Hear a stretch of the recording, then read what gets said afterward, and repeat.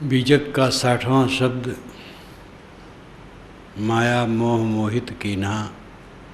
माया मोह मोहित कीन्हा, ताते ज्ञान रतन हरि लेना। जीवन ऐसो सपना जैसो, जीवन सपन समाना। शब्द गुरु उपदेश दीन्हो, तय छाड़ परम निधाना। ज्योति देख पतंग हुलसे, पशु न पेखै आग। काल फांस नर मुग्ध न चेतहु, कनक कामिनी लाग। शेख सैयद कितेब निरखें, सुमृत शास्त्र विचार। सद्गुरु के उपदेश बिन, तय जान के जीव मार। कर विचार विकार परिहरि, तरण तारण सोय। काहीं कबीर भगवंत भजनर, दुतिया और न कोय। माया मोह मोहित कीन्हा। माया मोह ने जीव को मोहित कर लिया। ताते ज्ञान रतन हरि लेना, इसलिए ज्ञान रत्न उसका खो गया। जीवन ऐसो सपना जैसो, जीवन ऐसा है जैसे सपना। जीवन सपन समाना। 2 बार या 3 बार कहने का मतलब होता है जोर डालना। जीवन स्वप्न के तुल्य है। शब्द गुरु उपदेश देन्हो, तय छाड़ परम निधाना। सद्गुरु ने ज्ञान शब्दों का उपदेश तुम्हें दिया है। ऐ परम निधान, तू छोड़ मोह को। तू तो ज्ञान का स्वयं निधान है। निधान कहते हैं जो धारण करे। निधि, जिसे प्रायः खोद करके गाड़ दिया जाए उसको निधि कहते हैं। धरा हुआ निधि है। निधान जो धारण करे, तो ज्ञान का निधान स्वयं है। छाड़ परम निधाना, तो परम ज्ञान का निधान है। छोड़ माया मोह। ज्योति देख पतंग हुलसे, पशु न पेखे आग। ज्योति देख करके पतंग हुलसता है, प्रसन्न होता है और उसमें जाके चिपक जाता है। पशु न पेखे आग, वह पशु मूर्ख, यहाँ पशु का अर्थ है मूर्ख। वह मूर्ख आग नहीं देखता है। कनक ज्योति देख पतंग हुलसे, पशु न पेखे आग। काल फांस नर मुग्ध न चेतहु, कनक कामनी लाग। काल के फांस में पड़ा हुआ ये मुग्ध मनुष्य चेतता नहीं, कनक कामनी में लग करके। शेख सैयद किताब निरखें, सुमृत शास्त्र विचार। शेख सैयद लोग इस्लामिक किताब को पढ़ते हैं और हिंदू पंडित स्मृतियों और शास्त्रों का विचार करते हैं, लेकिन वह कुर्बानी और बलि के नाम पर जीव मारते हैं। सद्गुरु के उपदेश बिन, तय जान के जीव मार। सच्चे सद्गुरु से उपदेश न पाया, इसलिए तू जानते हुए भी जीव को मारता। जानता है कि किसी की हत्या करना गलत है। हमें कांटा चुभ जाए तो बड़ी पीड़ा होती है, तो दूसरे को पीड़ा देना कहाँ उचित है। जान के जीव मार। कर विचार विकार परिहरि, इसलिए विचार करो और विकारों का परित्याग करो। जो विचार करे और विकारों का परित्याग करे, तरण तारण सोय। वही तरण है, वही तारण है। तरण जो तर गया, तारण जो दूसरे को तारे, दूसरे को सत्योपदेश दे, वही सद्गुरु रूप है। काहीं कबीर भगवंत भजनर। साहब कहते हैं मनुष्य, ऐसे भगवान सद्गुरु भगवान का भजन कर। दुतिया और न कोई। तेरे कल्याण का रास्ता बताने वाला कोई दूसरा नहीं। ज्ञान विराग सृजुत, यश और धर्म निधान। ऐश्वर्य खटभाग्यु, ताहि कहत भगवान। जिसमें ज्ञान हो, वैराग्य हो, श्री हो यानी शोभा, यश हो, धर्म का निधान हो, ऐश्वर्य हो, ये 6 गुणों से संयुक्त को भगवान कहते हैं। भगवान महान मनुष्यों, पवित्र आत्माओं को कहा गया है। पुराने ग्रंथों में, उपनिषद में, छांदोग्य उपनिषद में सनत कुमार को भगवान कहा गया। जहाँ सनत कुमार नारद का संवाद समाप्त हुआ है, वहाँ भगवान शब्द कहा गया है। और वाल्मीकि रामायण में ऋषियों को भगवान कहा गया है। पूरी वाल्मीकि रामायण में श्री राम के लिए एक जगह भी भगवान नहीं कहा गया है, क्योंकि वाल्मीकि रामायण की जब रचना हुई है उस समय श्री राम के लिए राजपुत्र, योग्य, विद्वान, ओजस्वी, बलि, सुकीर्ति से संपन्न, इन सद्गुणों से संपन्न माना गया है। पवित्र आत्मा ऋषियों की तरह नहीं माना गया है। इसलिए पूरी वाल्मीकि रामायण में कहीं भी भगवान शब्द श्री राम के लिए नहीं। जब अवतारवाद की कल्पना पूरी परिपक्व हो गई, तब भगवान शब्द का प्रयोग अन्य रामायणों में होने लगा। और शायद ये प्रायः आज से 1000 वर्ष हुए जब से होने लगा। तो भगवान शब्द पवित्र आत्माओं के लिए किया जाता था। बुद्ध के लिए कहा गया भगवान बुद्ध, महावीर के लिए भगवान महावीर, ऋषियों को भगवान कहा गया पुरा काल में। आज तो बहुत प्रयोग होता है। तो भगवान ज्ञान, वैराग्य और ऐश्वर्य संपन्न महापुरुष को कहा गया है। माया मोह मोहित कीन्हा, ताते ज्ञान रतन हरि लेना। माया मोह ने मोहित कर लिया, इससे ज्ञान रतन हर गया, छिन गया। माया मोह क्या है? प्राणी और पदार्थों में मोह जाना, भूल जाना, किसी मनुष्य के चेहरे, वाणी, बर्ताव से खुश हो जाना और खुशी न हो जाना, आसक्त हो जाना, उसके बिना न रह पाना, उसको देखे बिना, सुने बिना, छुए बिना, पास में हुए बिना न रह पाना, यही माया है ऐसे पदार्थों के लिए। ज्ञान रतन फिर खो जाता है। वाल्मीकि रामायण के अनुसार रावण बहुत बड़ा विद्वान था। वेद विद्या व्रत स्नातः कहा गया है उसको। वेद विद्या व्रत स्नातः, वेद विद्या व्रत में उत्तीर्ण, चारों वेदों का विद्वान और बहुत योग्य, लेकिन अपनी बहन से, सुवर्णरेखा से सुना कि सीता बड़ी सुंदरी है और वो व्याकुल हो गया। और कैसा छल कपट करके उठा करके लाया, कितना घृणित काम। और जो उनके शुभचिंतक थे उनकी राय को भी नहीं मान पाया।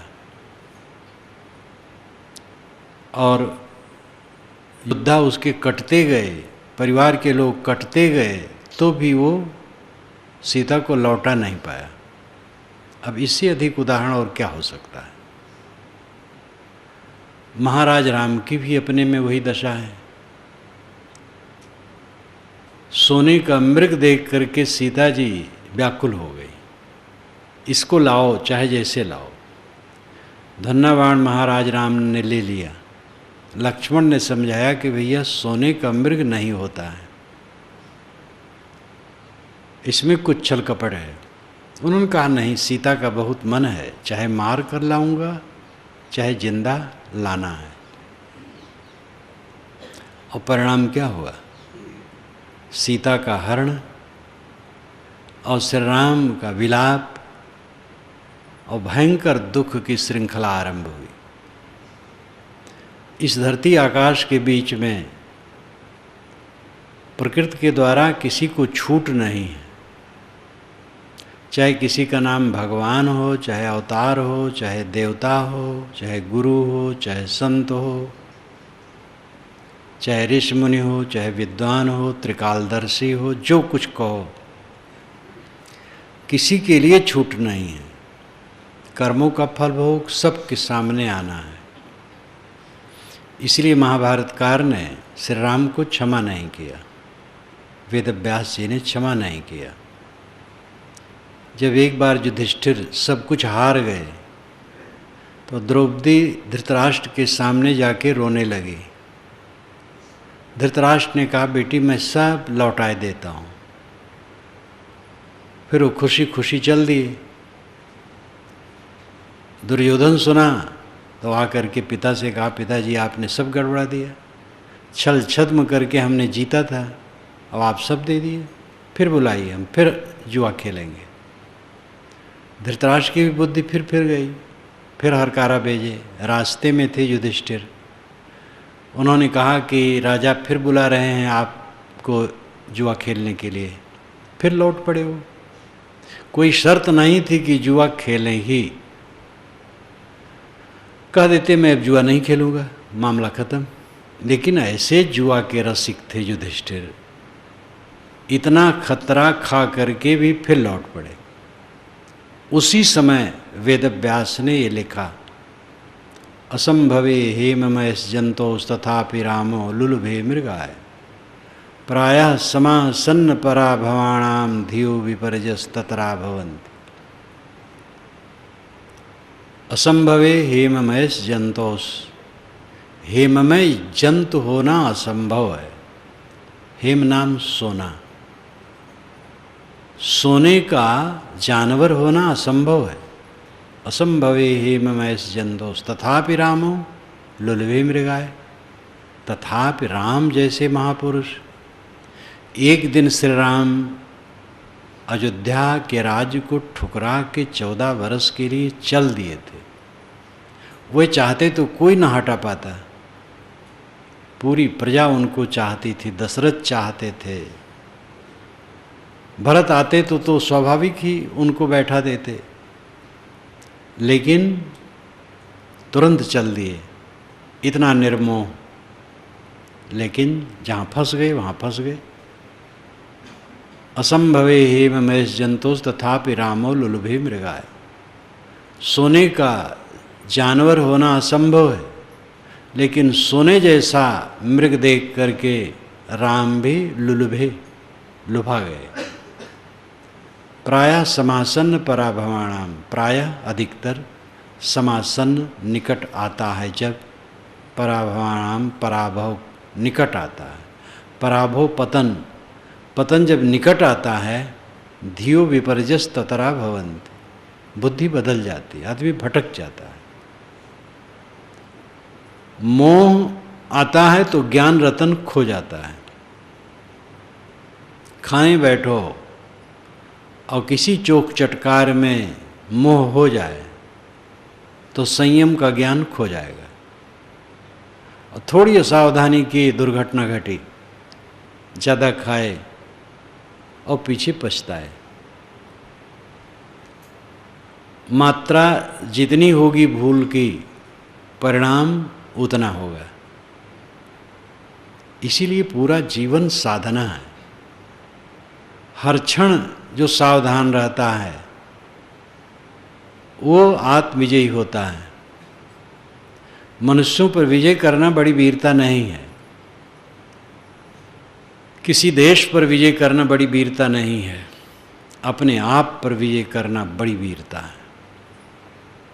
अपने आप पर विजय करने वाला परम शांति और परम निर्भयता प्राप्त करता है। माया मोह मोहित कीन्हा, माया के मोह ने तुम्हें मोहित कर लिया, ताते ज्ञान रतन हर लेना, इसलिए ज्ञान रतन उसने हर लिया। सबके अंदर में ज्ञान है,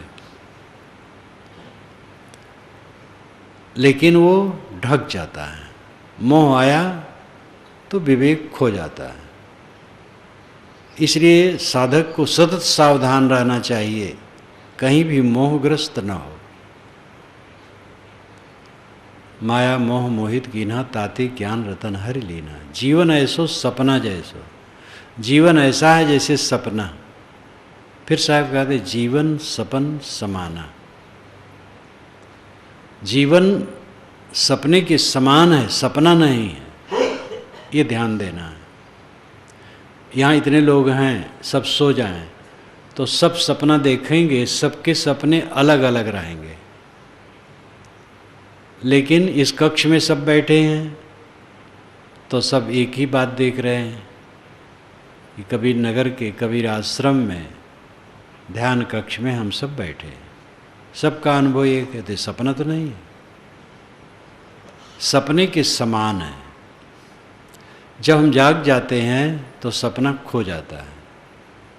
ऐसे कुछ क्षण में सारा दृश्य खो जाता है। यहाँ बैठे हैं, कुछ मिनटों में सब उठ जाएंगे तो ये कक्ष सूना साना हो जाएगा।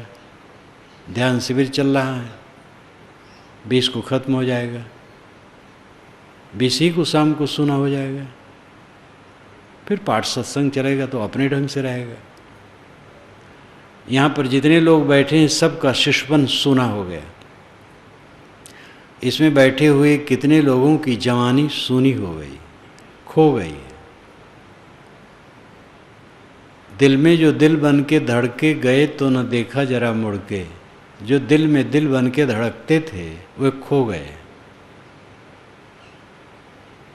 तो सपना है कि नहीं? इस सपने के समान है। इस सपने की स्थिति को जो देखे वो जागता है। जीवन ऐसो सपना जैसो, जीवन सपन समाना। शब्द गुरु उपदेश तीनों ते छाड़ परम निधाना। गुरु ने ज्ञान शब्दों का उपदेश दिया है। तय छाड़ परम निधाना, अय परम निधान, ज्ञान को धारण करने वाला अय महाज्ञानी जीव, तय छाड़, मोह को छोड़। साहब प्रशंसा करते हैं कि ये मनुष्य ज्ञान का परम निधान है, धारण करने वाला है। सबके अंदर में ज्ञान है। गुरु ज्ञान देता नहीं है, निर्देश करता है और उसके अंदर में ज्ञान जग जाता है। देने लेने वाली बात तो फिर क्षणिक हो जाएगी। सबके अंदर में है ही, बस बताना है जो मैं हूं वही तू है। ज्योति देख पतंग हुलसे, पशु न पेखे आग। ज्योत देख करके पतंग हुलसता है, प्रसन्न होता है। वह मूर्ख आग नहीं देखता है, वह चिपक जाता है और जल जाता है। यही दशा प्राणियों की है। मोह में पड़ करके वे आत्म अस्तित्व को खो देते हैं। आत्म अस्तित्व कभी मिटता नहीं है, लेकिन अस्तित्व का बोध नहीं रह जाता है। बोध न रह जाना ही खो जाना है। अपने आप के होश हवास में जीव नहीं रह जाता है। जितना मोह का आवरण होगा उतना आत्मबोध ढक जाएगा। जितना मोह का आवरण मिटेगा उतना आत्मबोध उजागर होगा। श्रेय मार्ग, प्रेम मार्ग उपनिषदों में बताया है। कठ उपनिषद में कहा गया श्रेय मार्ग, प्रेम मार्ग। श्रेय मार्ग है कल्याण का मार्ग, प्रेम मार्ग है जो बहुत प्यारा लगता हो, विषय वासना का मार्ग। श्रेय मार्ग में कठोरता है, प्रेम मार्ग में बड़ी रमणीयता है। लेकिन प्रेम मार्ग पतन की तरफ ले जाता है, श्रेय मार्ग उत्थान की तरफ ले जाता है। जो अनादि काल से विषयों के प्रति मोह है वो प्रेम मार्ग है, सुपरिचित रास्ता है।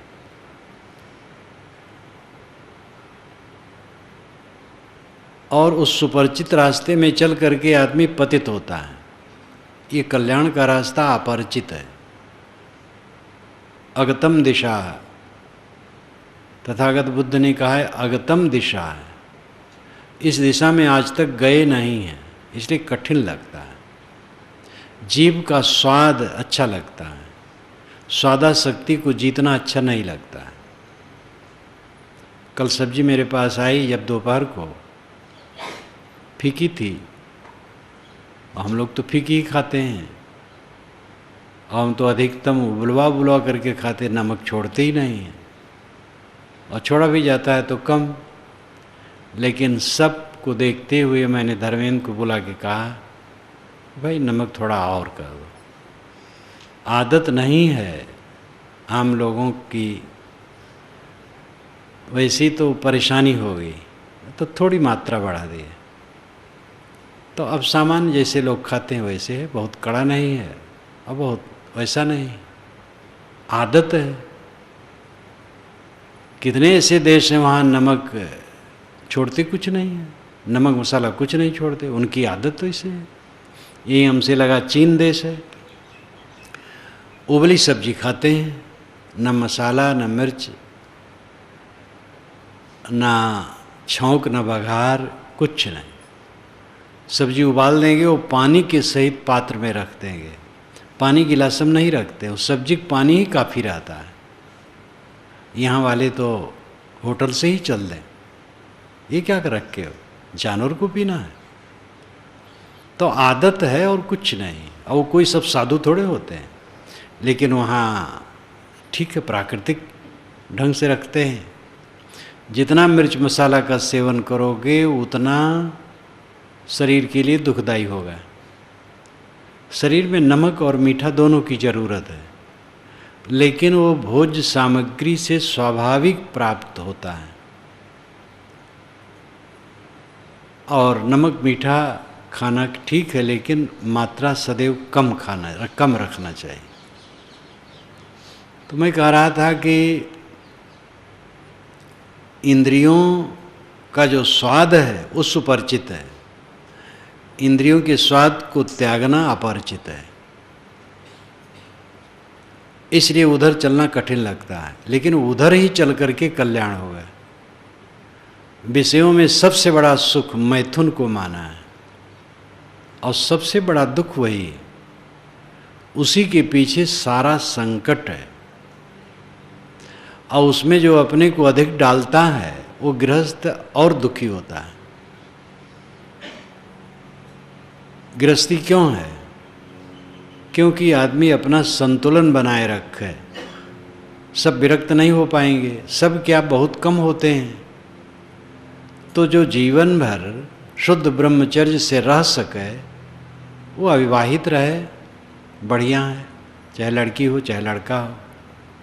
बाकी लोग विवाह करके रहें, जिससे मर्यादा में रहें। एक आवरण आता है, जवानी का जब आरंभ होता है, शरीर में ऊष्मा, ऊर्जा, अविद्या, अज्ञान सब इकट्ठे हो जाते हैं और अंग मिलन की चेष्टा होती है।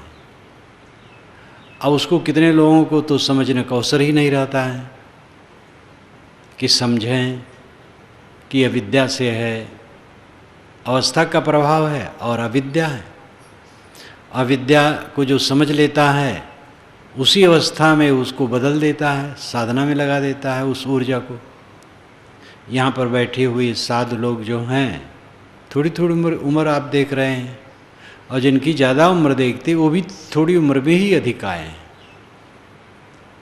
तो जिस अवस्था में लोग समझते हैं कि इससे अलग रहा ही नहीं जा सकता है, उसी अवस्था में वे साधते हैं और कल्याण मार्ग में उनका विचार प्रवाहित हो जाता है। तो इस चीज़ को समझने का अवसर ही कितने नहीं मिलता है, संगत ही नहीं रहती। सब तो विषय पाठ पढ़ाते हैं, परिवार के लोग और लौकिक गुरु लोग, सभी लोग वही पाठ पढ़ाते हैं। समझने का अवसर नहीं रहता है। जो समझ जाता है उसकी दृष्टि बदल जाती है। तो ऐसे भी कम लोग होंगे, बहुत कम लोग होंगे। बाकी लोगों को विवाह करके इसीलिए रहना चाहिए कि वो एक मर्यादा में रहे।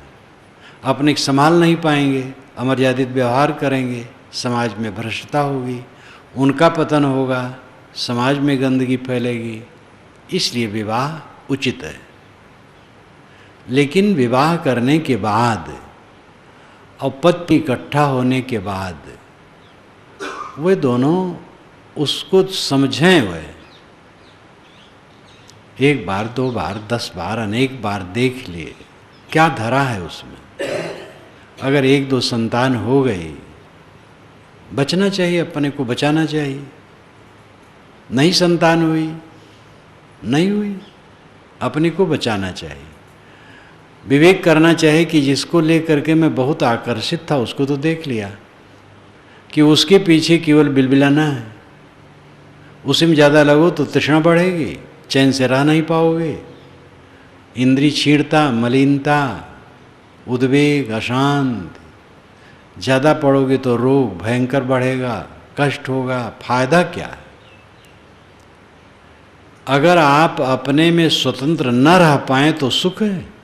जिसकी याद करते ही आप स्वतंत्र न रह सकें, वो सुख कहाँ है?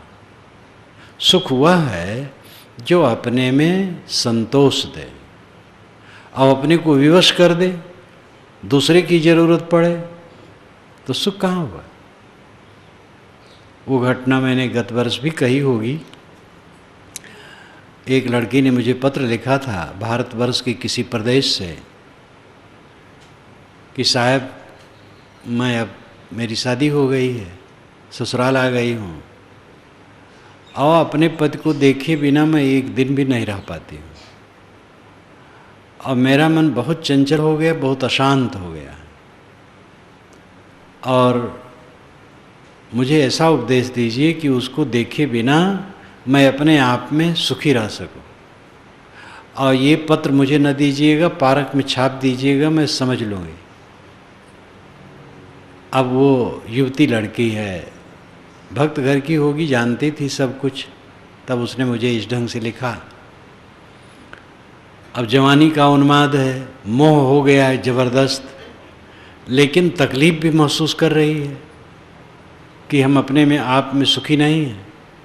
हम उसको देखे बिना, उसकी संगत के बिना सुखी रहें, ऐसा हमें उपदेश दीजिए। ये आत्मा छटपटाती है निर्वाण के लिए, विश्राम के लिए, शांति के लिए, और उसी के लिए वो न समझ करके सही रास्ता विषयों को पकड़ती है और दूर होती चली जाती है। इसलिए काम वासना का विश्लेषण करना चाहिए, कहाँ तक ठीक है। गृहस्थ के लिए 1-2 संतान के लिए ठीक है, तो काल के अनुसार तो 2 भी नहीं, 1 काफ़ी है। और 1-2 जो हो, कोई बहुत सूरवीर बने, बहुत बढ़ावे तो दुख पाएगा और क्या करेगा। एक ही संतान को निभाना मुश्किल होता है, कई संतान करके तकलीफ के सिवा कुछ नहीं। तो अपने को संभालने की आवश्यकता है। सुख का सबसे बड़ा निधान लौकिक सुख, ये मैथुन को माना है, जो सबसे बड़ा दुख है। इसको जीत लेने वाला महासुखी हो जाता है। विरक्त को तो पूर्ण जीत ही लेना है, गृहस्थ को भी जीतना है। वे जितना जीतेंगे उतना सुखी होंगे, और जो गृहस्थ इसको समझ करके पूर्ण रूप जीत लेगा उसका बेड़ा पार है। तो माया मोह मोहित कीना, ताते ज्ञान रतन हरि लीना। जीवन ऐसो सपना जैसो, जीवन सपन समाना। शब्द गुरु उपदेश तीनों ते छाड़ी परम निधाना। ज्योति देख पतंग हुल से पशु न पेखे आगे। वह पशु, वह मूर्ख पतंग ये नहीं देखता ये आग है, सुंदर सुंदर है, बस चिपक जाता है और जल जाता है। ऐसे मनुष्य है। ज्योति देख पतंग हुल से पशु न पेख है आग। काल फांस नर मुग्ध न चेतहु, कनक कामिनी लाग। नर मुग्ध एवं विमोहित मूढ़ मनुष्य काल के फांसी में लटका है, इसलिए तो चेत नहीं कर रहा है। काल क्या है? मोह। मोह की फांसी में लटका है। कनक कामनी लाग, कनक कामनी में लग करके तू जल रहा है। कनक कामनी भारतवर्ष की युग शब्द माया के लिए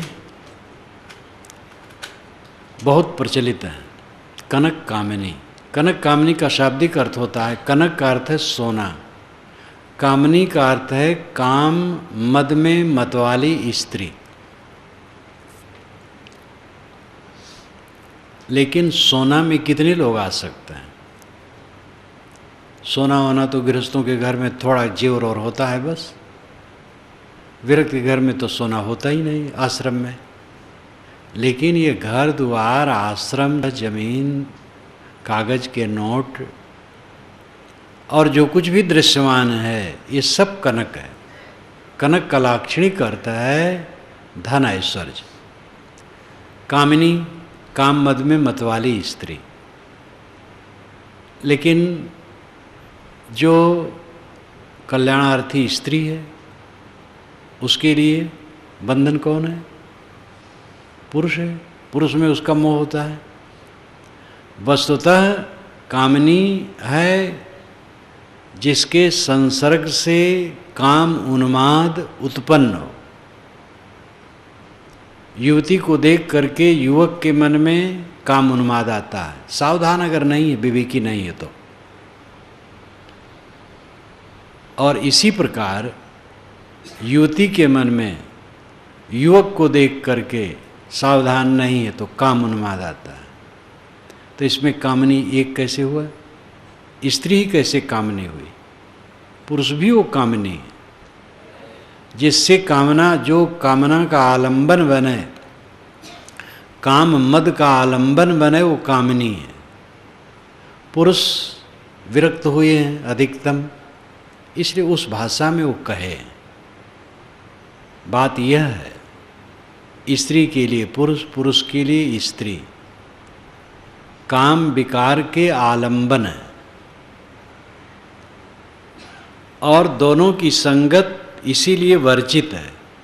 विरक्त को चाहिए नारी मात्र को मां समझ करके दूर से व्यवहार करें। विरक्त को, गृहस्थ को चाहिए कि अपनी पत्नी के अलावा दुनिया में जितनी स्त्रियां हैं, माँ बहन बेटी समझ करके दूर से व्यवहार करें, संगत न करें, घनिष्ठता न करें। आजकल बड़ी घनिष्ठता चलती है। हम भाई बहन हैं, भाई बहन की तरह हम पढ़ रहे हैं, भाई बहन की तरह ऑफिस में काम कर रहे हैं। ये भाई बहन ही नहीं, माता तक कहने वाले हैं लोग अपराधी। माता, माता कहेंगे। माता का फोन आया था, और माता कह देने से वो पता लग जाएगा कि किसका फोन आया था। तो इतनी दुर्गति है कि पतित आदमी कुछ भी कह सकता है, बहन ही नहीं माता तक कह करके अपराध कर सकता है। किसी स्त्री को माता कह लेगा, कहने में क्या जाता है। महापुरुषों ने जो वर्जा है, रोका है, कुसंगत का त्याग, वो बुरा नहीं है। आजकल तो इसको सभ्यता मान बैठे हैं। प्रेम, सबके प्रति प्रेम, करुणा, सद्भाव ठीक है, लेकिन एकांत लोकांत पर स्त्री पर पुरुष से मिलना ये अनर्थ है, सदैव बचना चाहिए। कनक कामनी का शाब्दिक अर्थ सोना और मतवाली स्त्री, लेकिन लाक्षणिक अर्थ है कनक दुनिया का धन ऐश्वर्य।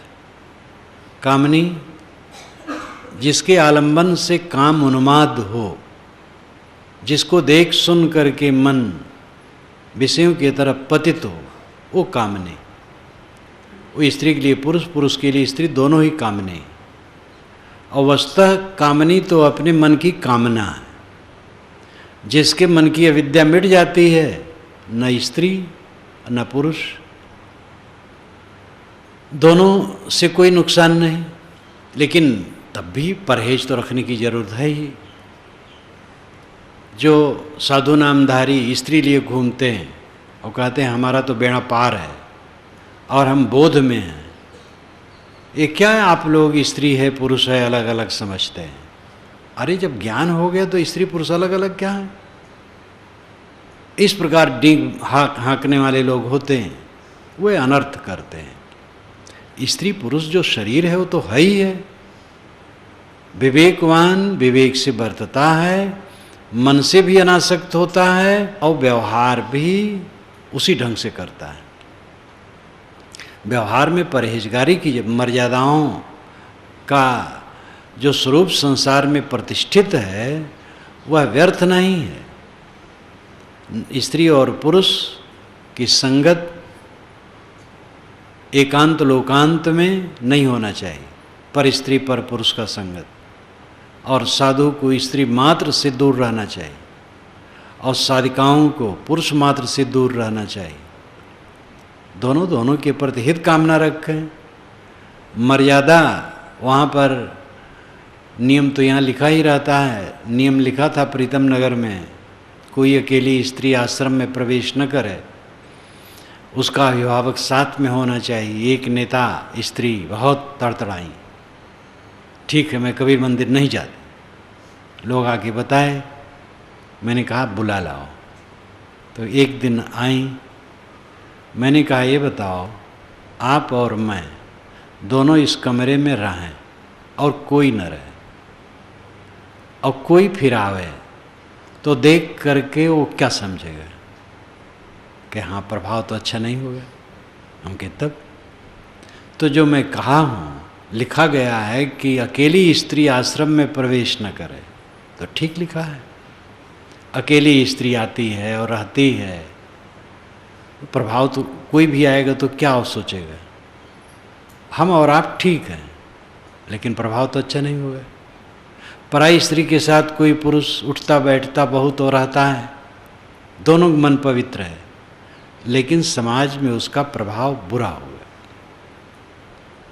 इसलिए अंदर में शुद्धि भी होनी चाहिए, बाहर की मर्यादा भी होनी चाहिए, दोनों की जरूरत है। ज्ञान हो जाने पर कोई पत्थर हो जाएगा? आत्मा अमर है, अखंड है, नित्य है, शुद्ध बुद्ध है। ऐसा जानने वाले ज्ञानी के हाथ पर अगर आग रखी जाए तो क्या उनको कुछ नहीं पता चलेगा? आत्मा अजर अमर है, शुद्ध है, ठीक है, लेकिन देह में आग लगेगी तो देह जलेगी। कुसंगत कोई करेगा तो पहले तो मर्यादा जाएगी, लोग में अपवाद होगा, और कुसंगत में पढ़ करके आदमी धीरे धीरे फिसल भी सकता है। निमि ऋषि नारद कितनी कहानियाँ पुराणों में हैं, और बड़े बड़े तपस्वी बह गए, बड़े बड़े बहा जाएं गधा का है कितना पानी, ये कहावत है। और इतने कितने ज्ञानी ऐसे हैं जो यही बघारते घूमते हैं कि हमें कुछ नहीं पता लगता है, सब बराबर है। ऐसे लोग ठीक नहीं। काल फांस नर मुग्ध न चेतो कनक कामनी लाग, शेख सैयद कितेब निरखें सुमृत शास्त्र विचार। शेख और सैयद किताब पढ़ते हैं, यानी मुसलमानी मजहब के जो मौलवी हैं, महंत हैं, उनके गुरु हैं, वे कुरान इत्यादि हदीस इत्यादि किताब पढ़ते हैं, सुमृत शास्त्र विचार। और हिंदू पंडित स्मृतियों का और शास्त्रों का विचार करते हैं। साहब कहते सदगुरु के उपदेश बिन ते जान की जीव मार। सदगुरु का उपदेश तेरे को सही मिला नहीं, इसलिए तू जान करके भी जीव को मारता है। जानता है कि किसी जीव को मारने से उसको तड़फन होती, पीड़ा होती, फिर भी मारते हो। मुल्ला मौलवी कुरान और हदीस पढ़ते हैं, पंडित स्मृत और शास्त्र पढ़ते हैं, और दोनों जानते हैं जीव हत्या दुखद है। उनके ग्रंथों में लिखा भी है दया, करुणा, मेहरबानी, लेकिन सदगुरु का उपदेश उन्हें मिला नहीं, सही सदगुरु का। तो जीव हत्या दुखद समझते हुए भी वे मारते हैं। अब ये कितना गलत है।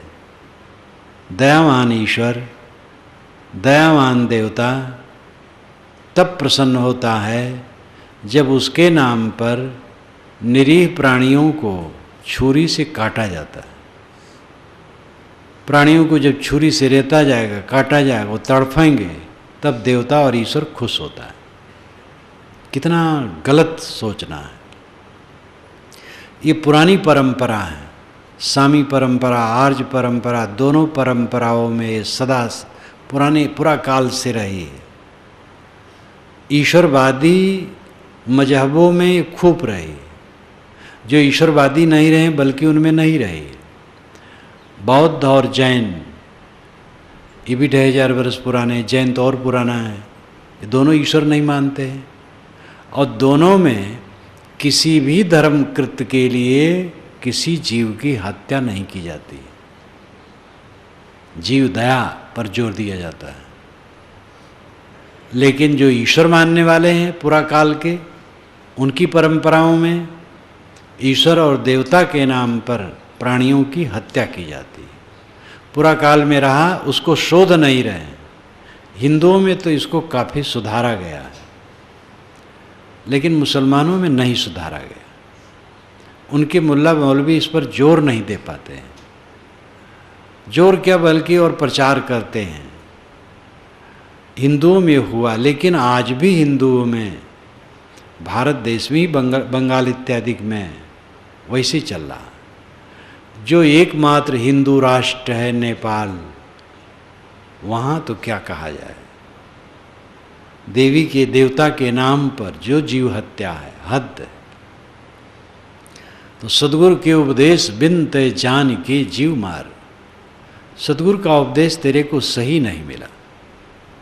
तू जानता है कि छुरी किसी के अंग पर चलाओगे तो उसको पीड़ा होगी, और फिर भी काटते हो। कर विचार विकार परिहर तरण तारण सोए। साहब कहते विचार करो और विकारों का परित्याग करो। हिंसा विकार है, मोह विकार है, काम विकार है, ममता विकार है। मनोविकारों को जीतो। मन से इंद्रियों के व्यवहार होते हैं। मन प्रदूषित होता है तो इंद्रियां प्रदूषित होती हैं। कर विचार, विचार प्रधान आप हैं, विचारवान बनो। कर विचार विकार परिहरी, और विचारों का परिहरण, विकारों का परिहरण करो। परिहरी छोड़ देना, बिल्कुल छोड़ देना। मनोविकारों का एकदम परित्याग करो। उठत बैठत कबो न छूटे सीतारी लागी।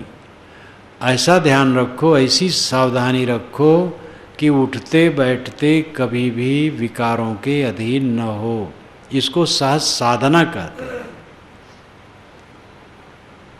पूजा घर में, शौचालय में, घूर पर, खेत में, कारखाने में, दुकान में, ऑफिस में, सड़क पर, कहीं भी हो, अपने मन को देखो और मन के विकारों से सावधान रहो। विकार उत्पन्न होने न पाए। जहाँ मन में मोह आएगा विकार उत्पन्न होगा, और मोह दूर रहेगा विकार नहीं होगा। सतत जागते रहो। संतो जागत नींद न कीजिए। कर विचार विकार परिहरी तरण तारण सोए। साहब कहते जो विचार करके विकारों का परित्याग करे वो तरण है और तारण है। वो स्वयं तर गया और दूसरे को तार देगा। दूसरे को तो कोई नहीं तार सकता है, लेकिन तार सकता है। सदगुरु हमें न मिले होते तो हम कहाँ रास्ता जानते। सदगुरु मिले, बात बताए, ग्रंथ दिए, आधार दिए, उनकी शरण में और संत रहे। सदगुरु और संतों के बीच में रहा, धीरे धीरे सब सिखा, समझा, अपनी कमजोरियों को समझा, उसको छोड़ा। आज भी संतों की संगत है, तब ये रास्ता साफ हो रहा है। साधु गुरु की संगत छोड़ करके कहीं आधार नहीं, कोई आधार नहीं। उपास्य के जितने आलंबन हैं सदगुरु को छोड़कर काल्पनिक हैं। ईश्वर, हम अपने तरफ से एक कल्पना करते हैं ईश्वर सर्वत्र व्याप्त, सर्वज्ञ, सर्वशक्तिमान, सच्चिदानंद स्वरूप है। इस प्रकार कल्पना करके उसकी उपासना करते हैं। अच्छा है, अच्छी धारणा में मन रहेगा, अच्छा रहेगा, लेकिन वो कभी उपदेश देने नहीं आएगा। जीवन बीत जाएगा, बोध नहीं होगा, भटकते रहेंगे। मूर्ति चित्र बैठ करके पूजें किसी महापुरुष की, पूछते रहें, अच्छा है। मूर्ति और चित्र महापुरुषों की कोई पूछता है, अच्छा करता है, बुरा नहीं। लेकिन मूर्ति या चित्र बोध दे नहीं सकते। जिंदगी बीत जाएगी मूर्ति पूछते पूछते, जहाँ के तहाँ रहेंगे। जो बोध दे, रास्ता दिखाए, हमारी आँखों में उंगली डाल करके जगा दे, वो सद्गुरु है और संत है। इसलिए सुंदरदास जी ने तो एक बहुत बढ़िया कवित्व कही है, गोविंद किए ते जीव नरक में जात है। और गुरु उसको तारता बड़ा बढ़िया कहा है। गुरु ने तो, गोविंद ने तो दुनिया बनाई, उसमें डाल दिया दुख भोगो, और गुरु उससे निकालते हैं। तो गोविंद की कल्पना जैसी की गई वैसा उन्होंने कहा। सार अर्थ है कि बोध देने वाला, रास्ता दिखाने वाला सद्गुरु है। कर विचार विकार परिहर तरण तारण सोय। सद्गुरु ही तरण है और तारण है। संत सद्गुरु में भेद नहीं है। एक रूप गुरु साधु का, दूजा काल को फंद। साधु गुरु का एक रूप है, और साधु गुरु के अलावा जहाँ तक उपास्य माना गया काल्पनिक है। तो तरण तारण सोय, सद्गुरु तरण और तारण है। तरते हैं स्वयं, दूसरे को तारते हैं, रास्ता दिखाते हैं। रास्ता मिलता है तब साधक तरता है। कहीं कबीर भगवंत भजन और द्वितीया और न कोई। साहब कहते ऐसे भगवान का भजन करो। ऊपर 2 बार गुरु का उच्चारण आया हो, गुरु के बिना ही भटकाव बताया गया। ये सद्गुरु ही भगवान है। कहीं कबीर भगवंत भजन और द्वितीया और न कोई। पहले मैंने कहा था, ज्ञान विराग सृजुत, यश और धर्म निधान, ऐश्वर्य खटभाग जुत्ता ही कहत भगवान। ज्ञान हो, आत्मज्ञान हो, विराग हो, विषयों से निर्मोह हो। ज्ञान विराग श्रीयुत, श्री शोभायमान हो, बाहर की भी शोभा हो देखने सुनने में। श्री का अर्थ धन भी है। यश हो, उसकी सुकीर्त चारों तरफ फैली हो, और उसका निधान हो, यानी ऐसा उसका आधार हो यश का कि वो सही हो। गलत लोगों का भी यश कुछ दिन फैल जाता है, लेकिन वो यश का निधान हो। यश और धर्म का निधान हो। धर्म का निधान, धर्म का आधार, यानी धर्म उसमें परिपूर्ण हो। धर्म है सहनशीलता, धर्म है संयम, और ऐश्वर्य हो। ऐश्वर्य का मतलब है वो जहाँ जाता हो बहुत से लोग उसके साथ लगते हो, और जहाँ साथ लगेंगे चीज़ें भी आएंगी। तो ये सब ज्ञान वैराग भी हो, और दुनिया की वस्तुएं और व्यक्ति भी खिंचावें, वो भगवान है। संत मात्र को भगवान नहीं कहा गया। संत मात्र तो कल्याण उतरम काफ़ी है। सत्य में स्थित हो गया, कल्याण है। लेकिन ऐसा पुरुष जिसमें ज्ञान वैराग भी है और बाहरी ऐश्वर्य भी है, बाहरी लोग भी प्रभावित होते, उसके पास इकट्ठे होते, उसको भगवान कहते हैं। तो भगवान कुल मिलाकर के व्यक्ति को ही कहा गया है, मनुष्य को ही कहा गया है। सद्गुरु भगवान है। कहीं कबीर भगवंत भजनर, द्वितीया और न कोई। दूसरा तुम्हारा और कोई उद्धारक नहीं है। तुम्हें रास्ता दिखाने वाला और साथ में रख करके जीवन यापन कराने वाला। रास्ता दिखाने वाला कोई मिल जाए और अच्छी संगत न मिले तो आदमी बह जाएगा। अच्छी संगत, पानी में रह करके कमल खिले रहते हैं, पानी से निकाल दो सूख जाएंगे। बहुत दिन संतों की संगत में रह करके, प्रौढ़ हो करके, फिर विचरण करते हुए भी संत और गुरु में मन रखा जाता है। उनसे समय समय से मिला जाता है। जहाँ आधार होता है वहाँ लिया जाता है, तब बेड़ा पार होता है। कोई बहुत दिन बीत गया, उम्र काफ़ी बीत गई हो साधु संगत करते करते, लेकिन प्रमादी हो जाए और साधु गुरु का आधार छोड़ दे तो धीरे धीरे शिथिल हो जाएगा। योगो ही प्रभोपयो। नचकेता ने कठ उपनिषद में नचकेता को यमाचार्य ने कठ उपनिषद में समझाते हुए कहा है, योगो ही प्रभोपयो। योग प्रभव अपाय रूप है, उठने और गिरने वाला है। अच्छी संगत करो, ज्ञान वैराग की पुस्तकें पढ़ो, साधना करो, मन काफ़ी निर्मल हो जाएगा। अच्छी संगत छोड़ दो, सदग्रंथ पढ़ना छोड़ दो, साधना करना छोड़ दो, मन मैला हो जाएगा। कुसंग करोगे एकदम डूब जाओगे। इसलिए जीवन भर जागते रहना। काई कबीर भगवंत भजन और द्वितीया और न कोई। साहब कहते ऐसे सदगुरु भगवान का आधार लो। सदगुरु कह देने से संत हो जाता है। सदगुरु संत में ही फर्क होता है कि जो हमें बोध दिया, आधार दिया, वो सदगुरु है। और बाकी उसी लक्षण के तो हैं, लेकिन उन्होंने हमें बोध नहीं दिया है। वो संत हैं, लेकिन वो संत किसी के सदगुरु होंगे। तो सदगुरु संत में फर्क नहीं होता।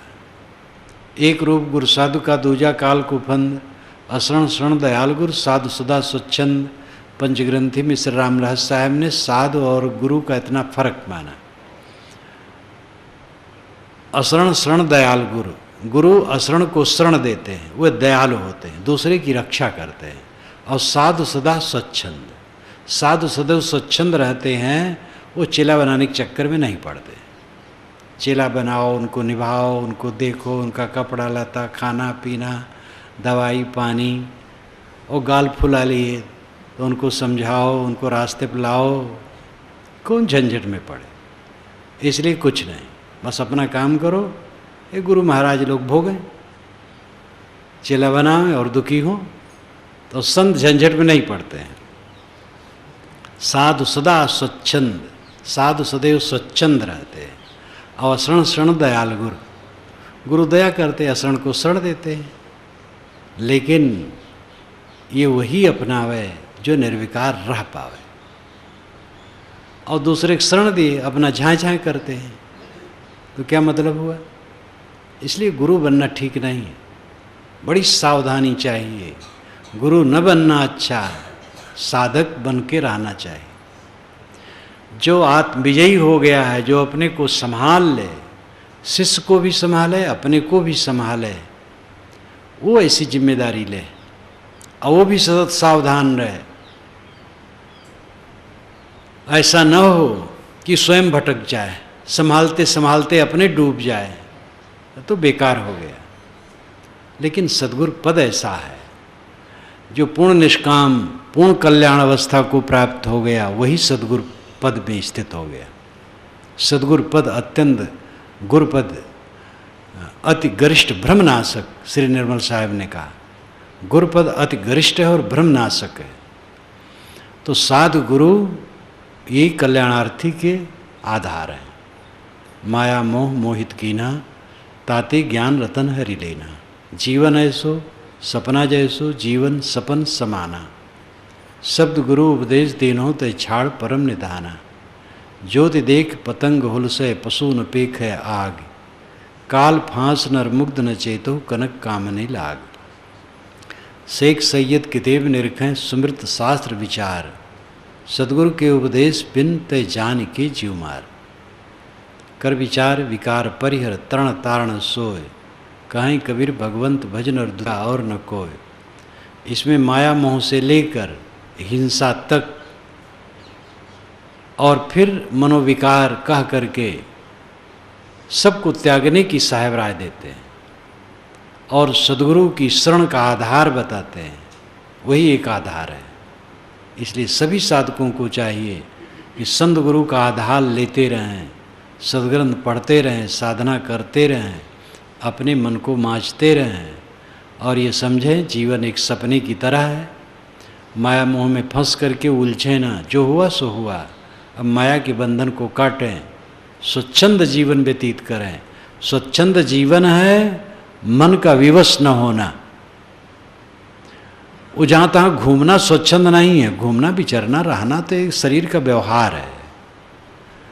चाहे घूमे चाहे एक जगह रहे, जिसका मन विवश न हो, काम के अधीन ना हो, क्रोध के अधीन ना हो, लोभ मोह के अधीन ना हो, जो आवश्यक गुजर की वस्तुएं हैं उनकी भी चिंता के अधीन न हो। समझ ले, पशु पक्षी रोज खाते जीते हैं, हमें क्यों नहीं मिलेगा? किसी प्रकार की व्यवस्था चित्त में न आवे तब वो स्वच्छंद जीवन है। स्वच्छंद जीवन मन में होता है, प्रवृत्ति में निवृत्ति है, निवृत्ति में प्रवृत्ति है। जब प्रवृत्ति लेकर के हम सेवा करते हैं तो हमें शक्ति मिलती है, तो निवृत्ति मिलती है, और निवृत्ति के चक्कर में जो उन्मादी हो जाते हैं वे अपने मन के गड्ढे में गिर जाते हैं। इसलिए स्वच्छंद जीवन का अर्थ है मन का निर्मल होना, मन विवश न होना, काम क्रोध लोभ मोह के अधीन न होना, चिंता शोक के अधीन न होना, भय के अधीन न होना, सदैव निर्भय, सदैव निर्मल मन, ये स्वच्छंद जीवन का लक्षण है।